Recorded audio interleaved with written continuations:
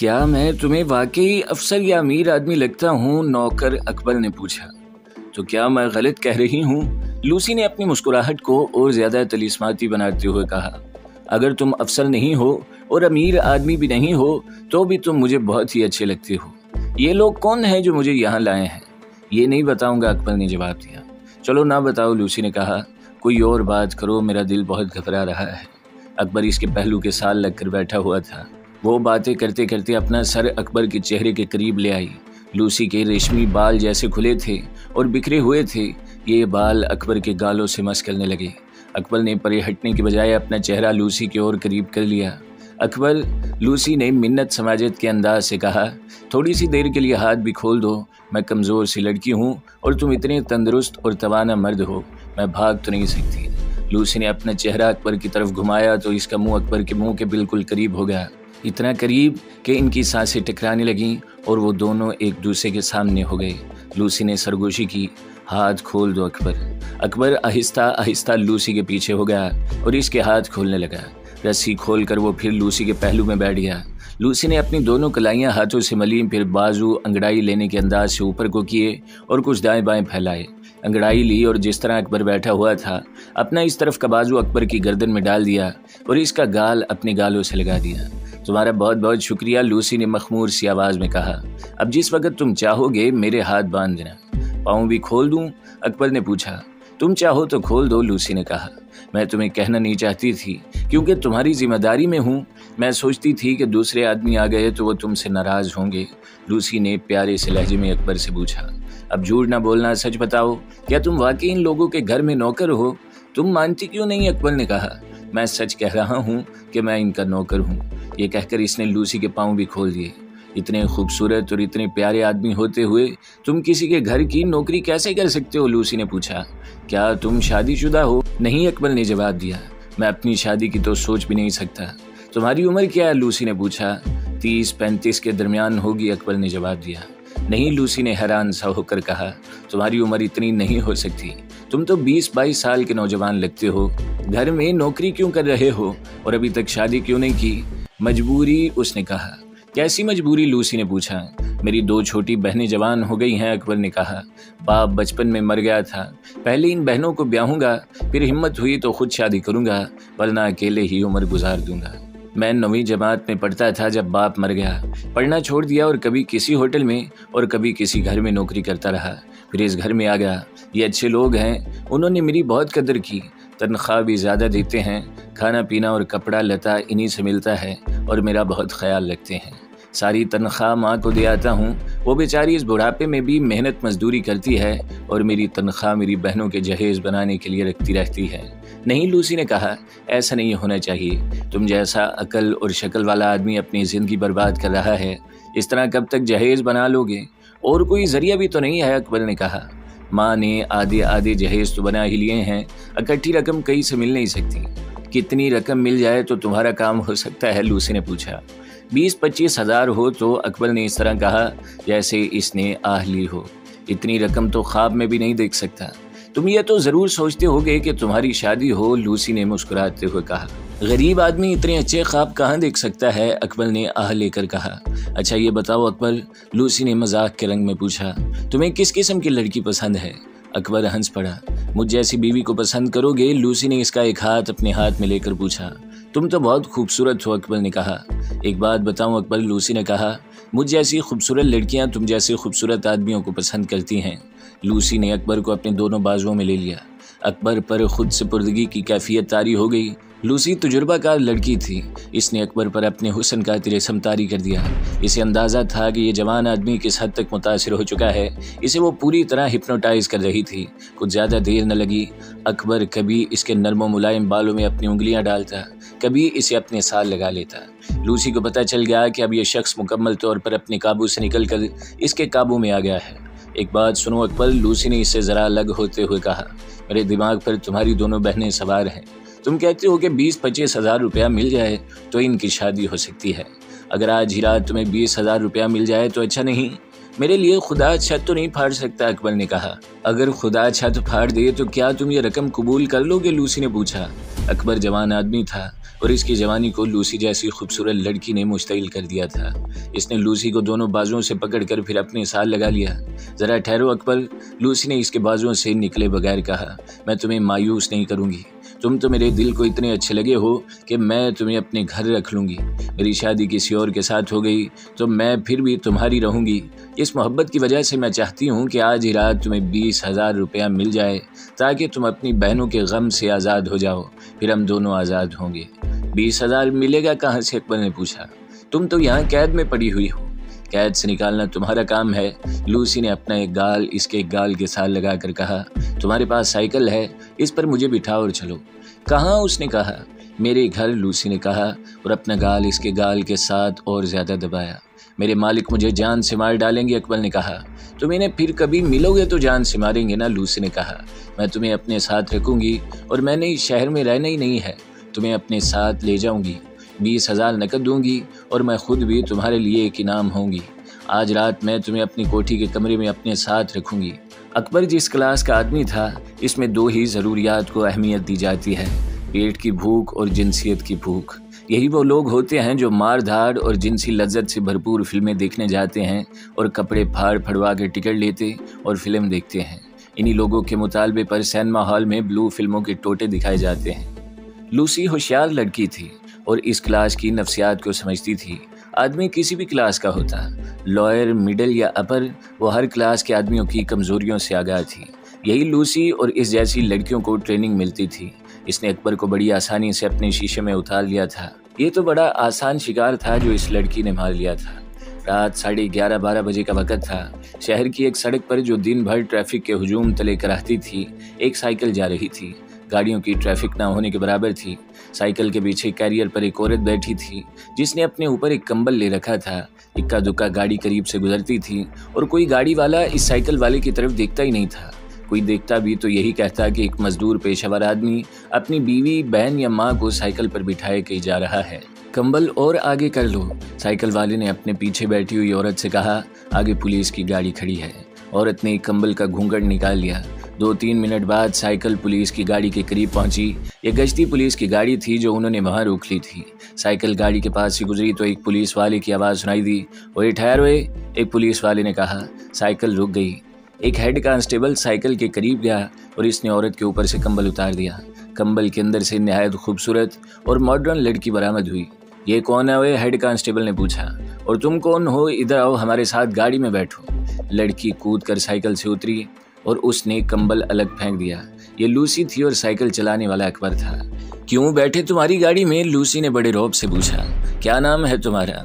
वाह भाई वाह, हेड कांस्टेबल ने तंजिया कहा। ये देखो भाइयों, चोर कोतवाल को डांट रहा है। बकवास बंद करो, लूसी ने कहा। चलो मुझे गाड़ी में बिठाओ, फिर देखना क्या होता है। तुम मेरे जूते चाटोगे कि मुझे छुड़ाओ और मैं नहीं छुड़ाऊंगी। एसएसपी इश्तियाक हाशमी को जानते हो? तुम क्या समझती हो मैं अपने एसएसपी को भी नहीं जानता? हेड कांस्टेबल ने कहा। तो फिर मुझे भी जान लोगे, लूसी ने कहा। मैं जानती हूँ तुम अपनी ड्यूटी पूरी कर रहे हो, इसलिए मैं तुम्हें बता देती हूँ कि मैं इस साइकिल पर किस तरह बैठी हूँ। तुम मेरे पास ठहरो और अपनी गाड़ी सीधी आगे भेजो। आगे एक बत्ती वाला चौक आएगा, दाएं तरफ घूम जाना, दूर आगे जाकर बाएं को जाना। 2-3 फरलांग आगे मैदान आ जाएगा। हमें इस चक्कर में ना डालो, हेड कांस्टेबल ने कहा। तुम अपनी बात बताओ। मैं एक फंक्शन से आ रही हूँ, लूसी ने जवाब दिया। रास्ते में गाड़ी पंक्चर हो गई। डिग्गी खोल कर देखा तो इसमें जैक नहीं था। वो ऐसी वीरान जगह है कि कोई गाड़ी भी नजर नहीं आती जिससे लिफ्ट ले लेती। वहाँ मेरा खड़ा रहना तो ठीक नहीं था। ये बेचारा आ रहा था। इसे कहा कि मैं तुम्हें 50 रुपए दे दूंगी, मुझे घर पहुँचा दो। इसने कहा मैं कुछ भी नहीं लूँगा, अकेली वकेली औरत की मदद करना मेरा फ़र्ज़ है। फिर ये कंबल ऊपर क्यों ले रखा था? हेड कांस्टेबल ने पूछा। साइकिल पर बैठे मुझे अच्छा नहीं लगता, लूसी ने कहा। और एक वजह यह भी थी कि कोई देख लेता तो वो हैरान होता कि ये गरीब सा आदमी इस लड़की को कहाँ ले जा रहा है। आजकल के 1-2 नौजवान मोटरसाइकिल या गाड़ी पर जाता देख लेते तो तुम जानते हो वो मेरे साथ क्या सलूक करते। एसएसपी साहब तुम्हारे क्या लगते हैं? हेड कांस्टेबल ने पूछा। ये थाने चलकर बताऊंगी, लूसी ने कहा। अगर हिम्मत है तो मुझे थाने ले चलो। वहाँ जाकर एक फ़ायदा तो ये होगा कि मैं इश्तियाक हाशमी साहब को अपने घर भी टेलीफोन पर इतला दे सकूंगी। दोनों घरों की गाड़ियाँ मुझे लेने के लिए आ जाएंगी, लेकिन तुम्हारी खैर नहीं। कहो क्या कहते हो? जा भी जा, हेड कांस्टेबल ने बेमज़ा से लहजे में कहा। हम तुम्हें अपनी गाड़ी में घर पहुंचा देते हैं। नहीं नहीं, लूसी ने कहा। ड्यूटी वाली गाड़ी को मैं ज़ाती काम के लिए इस्तेमाल नहीं करूँगी। भाईजान हाशमी साहब को पता चला तो वो नाराज़ होंगे। लूसी की शक्ल सूरत और इसका लिबास और इसकी डेल डोल बता रही थी कि अपर क्लास की लड़की है और ये एसएसपी जैसे बड़े अफसर की करीबी रिश्तेदार हो सकती है। बाकी कमाल लूसी की एक्टिंग का था जो इसने बड़ी खुद-एतमादी से की थी। हेड कांस्टेबल ऐसा मरूब हुआ कि इसने बड़े एहतराम से अकबर और लूसी को रुखसत कर दिया। आधी रात के वक़्त एम.ए. खान की कॉल बेल बजी तो महिंदर बड़ी शिद्दत से चौंका। वो गहरी नींद से जागा था। इस कोठी की कॉल बेल तो किसी भी वक़्त बज सकती थी और बजती रहती थी, लेकिन लूसी की गुमशुदगी ने इसे परेशान कर रखा था। इसे यही एक ख़तरा नज़र आ रहा था कि लूसी ने कोई उल्टी सीधी निशानदेही कर दी तो सारा रिंग पकड़ा जाएगा। गेट खोलने की ड्यूटी एक नौकर की थी। वो दौड़ता गया। इसने दूर से गेट की रोशनी में लूसी को देखा तो और तेज़ दौड़ पड़ा और जाकर गेट खोला। इन अल्फाज पर कि लूसी आ गई है, महिंदर उछल कर पलंग से उठा और अपने कमरे का दरवाज़ा खोला। कहाँ चली गई थी? महिंदर ने पूछा। लूसी ने अपने मनोमन सुना दिया कि वो किस तरह अगवा हुई और इस पर क्या बीती और वो किस तरह इस कैद से फरार हुई है। इसने अकबर को महिंदर के सामने किया। डैडी, लूसी ने महिंदर से कहा, इसे 20,000 रुपया इनाम देना है। हाँ बेटी, महिंदर ने कहा। 20,000 तुमने कहा है, मैं इसे 25,000 रुपया दूंगा। कल बैंक से चेक कैश करवा लेना। अभी इसके सोने का बंदोबस्त करो। एक नौकर को बुलाकर अकबर को इसके हवाले कर दिया गया। नौकर अकबर को कमरे से बाहर ले गया और खुद वापस आ गया। महिंदर ने ऐसा इशारा किया। महिंदर ने नौकर को अपने पास बुलाया और इसके कान में कुछ कहा। ठीक है, नौकर ने कहा, मैं समझ गया, संभाल लूँगा। ख्याल रखना लूसी, महिंदर ने कहा, इसकी हवा भी बाहर न निकले वरना सब फंस जाएंगे। अब सोचना यह है कि ये कौन लोग थे जो तुम्हें अपने साथ ले गए थे। एक वजह तो बड़ी साफ है, लूसी ने कहा। मेरा ख्याल है इतना ज़्यादा परेशान होने की ज़रूरत नहीं। 2 तो मेजर उस्मान के भाई लगते थे। उन्होंने मुझे कहा था कि मेजर उस्मान के साथ ताल्लुकात तोड़ लूँ और उन्होंने मुझसे मेजर उस्मान को टेलीफोन भी करवाया था और मुझसे ये कहलवाया था कि मैं अपने एक फ्रेंड के साथ जा रही हूँ और मैं आइंदा इसे यानी उस्मान से नहीं मिलूँगी। इससे मेरे अगवा का मकसद साफ जाहिर होता है कि वो उस्मान के साथ मेरे ताल्लुकात तोड़ना चाहते हैं, लेकिन वो तो मुझसे ये पूछ रहे थे कि मैं कौन हूँ और क्या हूँ। उन्होंने तो साफ कह दिया, तुम जासूस हो या स्मगलर हो या हाई क्लास सोसाइटी की असमत फरोश हो। सुबह होते ही तुम्हें गायब कर दूंगा। महिंदर ने लूसी से कहा, अब तुम्हारा यहाँ रहना ठीक नहीं। कराची बेहतर रहेगा या इस्लामाबाद? लूसी ने पूछा। कराची, महिंदर ने कहा। इस्लामाबाद की निस्बत कराची ज़्यादा महफूज है। वैसे तो पूरा सिंध अपने कब्ज़े में है। मैं तुम्हें पहली फ़्लाइट में ही कराची भेज दूंगा। लूसी बड़ी तकलीफ दे कैद से निकली थी और वो फर्श पर सोती रही थी। इसका जिस्म दुख रहा था।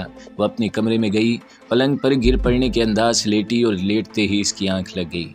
अकबर का रोज़मर्रा का मामूल ये था कि अला सुबह इस मकान को जिसमें लूसी कैद थी ताला लगाकर अख्तर के घर चला जाया करता और लूसी के लिए नाश्ता ले जाया करता। उस सुबह सूरज भी निकल आया और सूरज ऊपर भी आ गया, लेकिन अकबर घर न पहुंचा। अमजद गाड़ी में बैठा और उस जगह गया जहां लूसी कैद थी। उसने गाड़ी दूर ही रोक ली थी। मकान के बाहर वाले दरवाजे पर इसने हाथ रखा तो दरवाज़ा खुल गया। अंदर जाकर देखा तो वहाँ अकबर नहीं था, लूसी भी नहीं थी और अकबर की साइकिल भी नहीं थी। 2 रस्सियाँ जिनसे लूसी के हाथ और पाँव बंधे थे और वो कपड़ा जो लूसी के मुंह से बांधा जाता था वो वहीं पड़ा था। अमजद का तो पसीना निकल आया। बाहर वाले दरवाजे से जो ताला लगाया जाता था वो बमा चाबी अंदर पड़ा था। अमजद ने वो ताला बाहर लगाया और वापस अपने घर पहुंच गया। अख्तर ने जब सुना कि लूसी, बमा, अकबर गायब है तो वो परेशान हो गया। इसने मेजर समी को फ़ोन पर बताया। ये तो बड़ा मोटा शिकार हाथ से निकल गया है, मेजर समी ने कहा। ये तो हो ही नहीं सकता कि अकबर लूसी को उड़ा कर ले गया हो। उसने लूसी का क्या बनाना था? वो तो गरीब आदमी था। यही हुआ है कि लूसी अकबर को उड़ा कर ले गई है या इस रिंग के आदमियों को किसी तरह सुराग मिल गया होगा कि इनकी लड़की यहाँ कैद है। इन आदमियों ने दीवारें फांद कर लूसी को आज़ाद करा लिया और अकबर को भी अपने साथ ले गए होंगे। क्या अकबर वाकई काबिल एतमाद था? हाँ, मेजर समी अख्तर ने कहा। वो इतनी जुर्रत नहीं कर सकता कि लड़की को उड़ा कर ले गया हो। बहरहाल मैं इसके गांव जाकर इसका पता करूंगा। अख्तर उसी वक्त गाड़ी में बैठा और अकबर के गांव चला गया, जो शहर से 2-3 मील ही दूर था। वहां से पता चला कि अकबर घर नहीं आया। अकबर गांव में कैसे मिलता? वो उस वक्त एम.ए. खान की कोठी के एक कमरे में था और बड़ी गहरी नींद सोया हुआ था। इसके सर पर ढोल बजाए जाते तो भी वो इस नींद से बेदार नहीं हो सकता था। इसे नाश्ते के साथ जो चाय पिलाई गई थी, इसमें बड़ी तेज ताकत वाली ट्रिंकुलाइजर गोलियां मिलाई गई थी। इन गोलियों का कोई जायका नहीं था। अकबर ने ऐसा पुरतकल्लुफ नाश्ता देखा तो होगा, लेकिन खाया कभी नहीं था। वो चाय की 3 प्यालियां पी गया था। कम से कम 48 घंटे के बाद ही इसने बेदार होना था।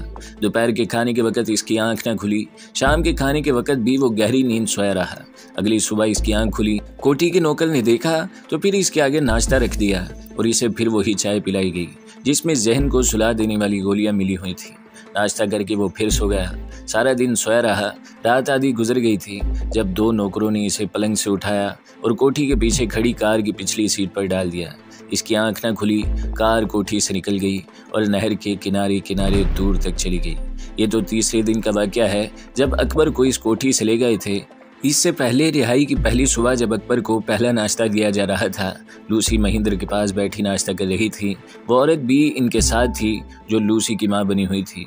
मुझे एक मशवरा दें, लूसी ने महिंद्र और इस औरत से कहा। उस्मान की बीवी के भाई इससे मेरा ताल्लुक तोड़ना चाहते थे। इसका उन्होंने जो तरीका इख्तियार किया है वो मेरे लिए बड़ा ही अजियतनाक था। मैं इनसे और इनकी बहन से इंतकाम लेना चाहती हूँ। वो कैसे? महिंद्र ने पूछा। वो इस तरह, लूसी ने कहा, मैं उस्मान को फ़ोन पर बताऊंगी कि मैंने इसे जो फ़ोन किया था वो मुझसे डरा धमका कर कराया गया था। मैं कैद में थी, मेरी आंखों पर पट्टी बांधी हुई थी। वो 3 या 4 आदमी थे। मैं उस्मान को इतना ज़्यादा भड़काऊंगी कि वो अपनी बीवी के भाइयों को गोली मारने पर तैयार हो जाएगा। अगर इसने अपनी बीवी को गोली ना मारी तो इसे तलाक तो ज़रूर दे देगा। हाँ, महिंद्र ने कहा, यह काम तो करना ही करना है। हमारा वो क्या लगता है या हमारे वो क्या लगते हैं? इन्हें आपस में टकरा देना हर लिहाज से बेहतर रहेगा।